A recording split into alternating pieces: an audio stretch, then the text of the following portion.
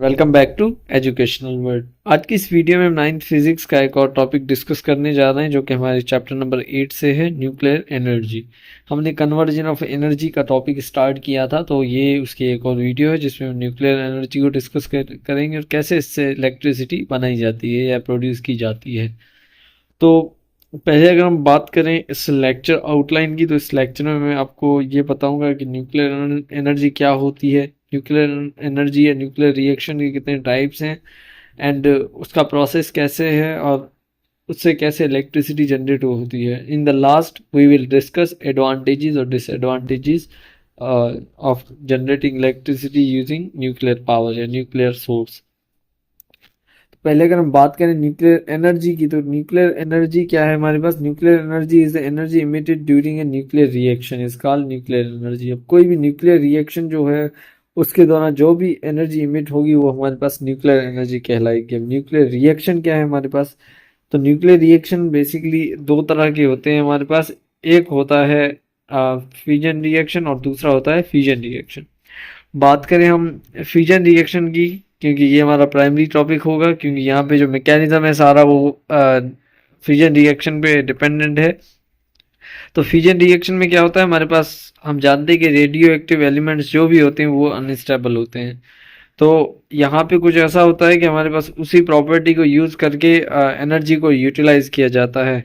हमारे पास जो radio active element है सच एज फॉर एग्जाम्पल हम यूरेनियम ले लें। यूरेनियम को एक फ्री इलेक्ट्रॉन के साथ बम्बार्डमेंट कराए की जाती है यूरेनियम की। उसके रिजल्ट में क्या होता है हमारे पास एक्स्ट्रा इलेक्ट्रॉन्स और बाय प्रोडक्ट्स बनते हैं छोटे न्यूक्लियस के या छोटे मासेस के, जो कि स्टेबल होते हैं as compared to the parent atom. और ये जो बने हैं ये हमारे पास डॉटर एलिमेंट कहलाएंगे।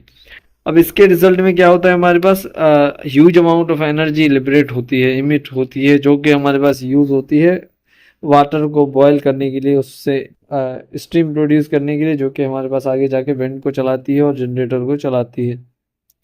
अब इसमें जो इलेक्ट्रॉन एक्स्ट्रा जनरेट हुए हैं हमारे पास प्रोसेस के बाद, वो बेसिकली जाके आगे कोई यूरेनियम का एटम है उससे रिएक्ट करते हैं, एंड देन ये रिएक्शन चलता रहता है, इसीलिए इसे चेन रिएक्शन भी कहा जाता है। Radioactive element such as uranium is bombarded with extra free electron, ये मैंने बताया। और उसके रिजल्ट में हमारे पास जो एनर्जी इमिट होती है वो हमारे पास यूज़ की जाती है इन इलेक्ट्रिसिटी जनरेशन के लिए। और जैसा कि मैंने बताया कि ये प्रोसेस कंटिन्यूसली चलता रहता है, तो इसे इसीलिए चेन रिएक्शन भी कहा जाता है। अब इसमें होता क्या है हमारे पास, जो एनर्जी लिबरेट होती है इतनी अमाउंट में होती है कि अगर उससे हम फॉसिल फ्यूल के मुकाबले में अगर देखें तो उससे कई ज़्यादा जनरेट होती है, जो कि जिससे हमारे पास एनर्जी इफिशिएंसी वो बढ़ जाती है। अब आगे हम बात करें इसके थोड़े प्रोसेस की कि ये सारा कैसे हो रहा है, तो हम इसके मैकेनिज्म में देखते हैं कैसे ये प्लांट काम करता है। एनिमेशन मैंने इस वेबसाइट से ली है। अब ज़्यादा डिस्क्रिप्शन पढ़ना चाहे तो यहाँ से पढ़ सकते हैं।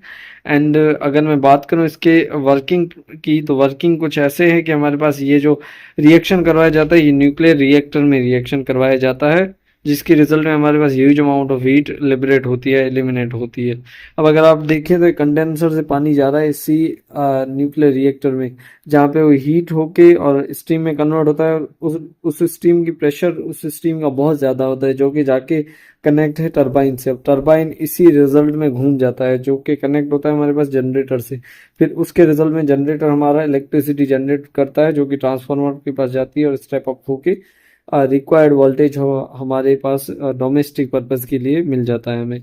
तो कुछ इस तरीके से हमारे पास इसमें इलेक्ट्रिसिटी की जनरेशन होती है। अब हम बात करें इसके एडवांटेजेस और डिसएडवांटेजेस की, तो हमारे पास एडवांटेजेस हैं कि ये कार्बन फ्री एनर्जी होती है। यहाँ पे फॉसिल फ्यूल का यूज़ बिल्कुल ही कम होता है, जिसकी वजह से ये एनर्जी इन्वायरमेंटल फ्रेंडली एक तरह से कह सकते हैं as compared to the fossil fuel. High energy density, अब यहाँ पे मैंने पहले ही बताया कि जो एनर्जी रिलीज होती है वो बहुत ज़्यादा अमाउंट में होती है, कोल से भी ज़्यादा। तो यहाँ पे हमारे पास एनर्जी डेंसिटी ज़्यादा मिलती है हमें। रिलायबल एनर्जी सोर्स, अब एनर्जी अगर इलिमिनेशन ज़्यादा हो रही तो उस प्लांट को भी ज़्यादा मिलेगी, जिसके रिजल्ट में ज़्यादा एनर्जी या ज़्यादा एनर्जी सोर्स या ज़्यादा एनर्जी प्रोड्यूस होगी, तो इसीलिए इसे रिलायबल एनर्जी सोर्स कहा जाता है।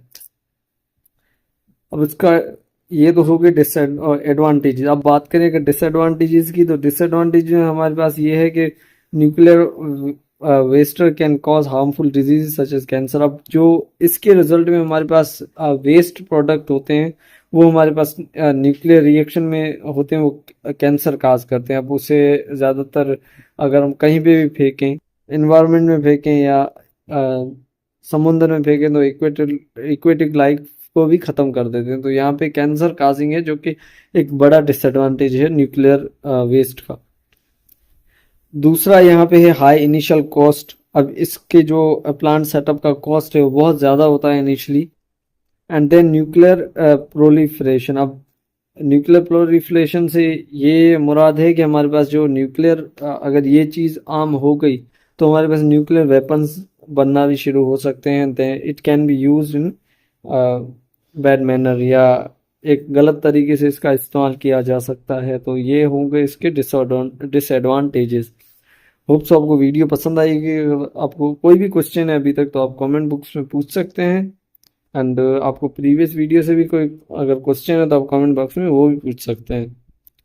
उसी के साथ अगर हमारी वीडियोस आपको अच्छी लगें, तो हमारे चैनल को लाइक, शेयर और सब्सक्राइब लाजमी से करें। Thank you.